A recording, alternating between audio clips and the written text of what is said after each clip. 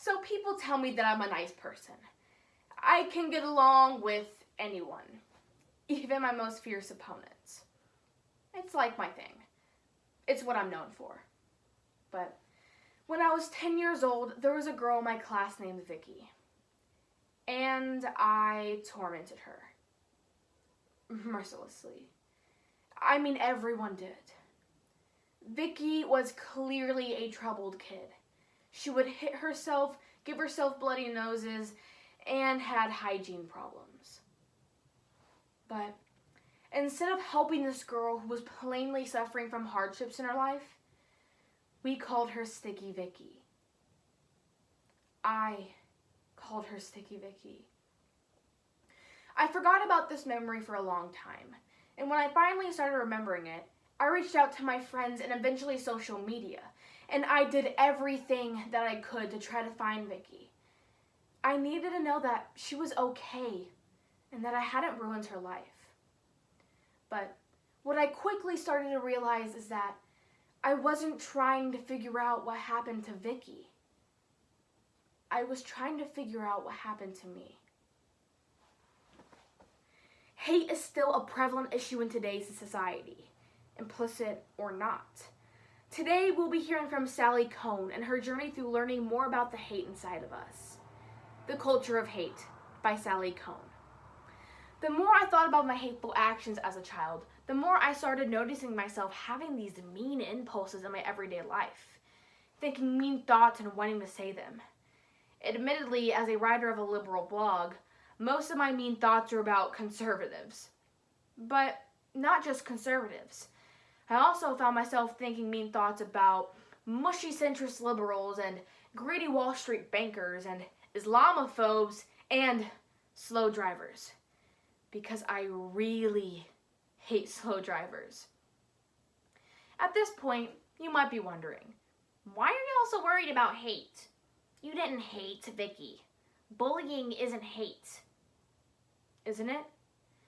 Gordon Allport, the psychologist who pioneered the study of hate in the early 1900s, developed what he called a scale of prejudice. At one end are things like genocide and other bias-motivated violence. And at the other end are things like believing your in-group is inherently superior to some out-group, or avoiding social interactions with those others. Isn't that all hate? I mean, it wasn't a coincidence that I was a rich kid picking on a poor kid. But the fact is, the people we discriminate in our public policies and in our culture are also the same groups of people most likely to be bullied in school. That's not a coincidence. That's hate.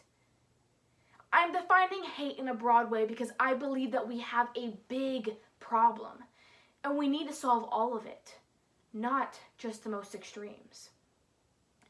So, in trying to understand and solve hate, I read every book and every research study I could find, but I also went and talked to some former Nazis, some former terrorists, and some former genocidal killers, because I figured if they could figure out how to escape hate, surely the rest of us could. Let me give you just one example of a terrorist I spent time with in West Bank. When Bassam Ardamin was just 16 years old, he tried to blow up an Israeli military convoy with a grenade. He failed, fortunately, but he was still sentenced to 7 years in prison. While in prison, they showed a film about the Holocaust. Up until that point, Bassam had thought the Holocaust was mostly a myth. He went to go watch the film because he thought he would enjoy seeing Jews get killed. But when he saw what really happened, he broke down crying. And eventually after prison, Bassam went on to get a master's degree in Holocaust studies and went on to form an organization where former Palestinian combatants and former Israeli combatants come together, work together, and try to find a common ground. By his own account, Bassam used to hate Israelis, but through knowing Israelis and working with them to try to find peace, he learned to overcome his hate. Bassam says he still doesn't hate Israelis even after the Israeli military shot and killed his 10-year-old daughter, Abrir, when she was walking to school.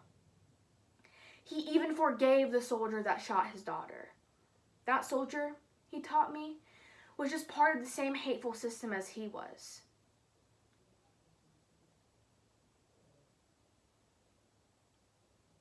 If a terrorist can learn to overcome their hate and still not hate after their daughter is killed, surely the rest of us can stop our hateful habits of demeaning and dehumanizing each other. And I'll tell you, there are stories like Basam's all over the world, plus study after study after study that says, no, we are neither designed nor destined as human beings to hate, but rather taught to by the world around us. For better or for worse, we are all product of the culture around us. But the good news is, we're also the ones who shape that culture, which means we can change it. The first step is recognizing the hate inside ourselves. Catch our mean thoughts in all of their forms, and work to challenge our ideas and assumptions. And then second, if we want to challenge the hate in our societies, we need to promote connecting as communities. Literally, like integrated neighborhoods and schools, which is the reason to support integration. Not just because it is the right thing to do, but because integration systematically combats hate. But the fact is, in so many ways and in so many places around our world, we are separated from each other. And so in addition to promoting these proactive solutions, the other thing we need to do is upend the hate in our practices and our societies, and perpetuate the dehumanization, indifference, and otherizing and hate.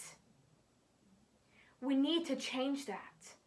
Again, it will not happen overnight, but it needs to happen. And that's it. That's it. It's not that complicated, right? But it's hard. The hate we feel towards certain groups of people because of who they are or what they believe in is so ingrained in our minds that it can feel inevitable or impossible. Change is possible. Just look at the terrorist who learned to overcome their hate. Or look at the bully who learned to apologize to their victim.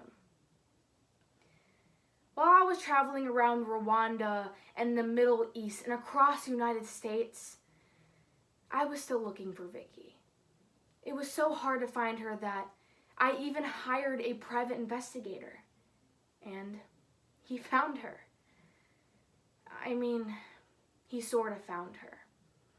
The fact is, the person I'm calling Vicky had gone to extraordinary lengths to hide their identity. But anyway, a year after I began my journey, I wrote Vicky an apology. And a few months later, she wrote back, "I'm not going to lie. I wanted to be forgiven, but I wasn't." She gave me some sort of conditional apology. What she wrote was, "Messages such as yours cannot absolve you of your past actions.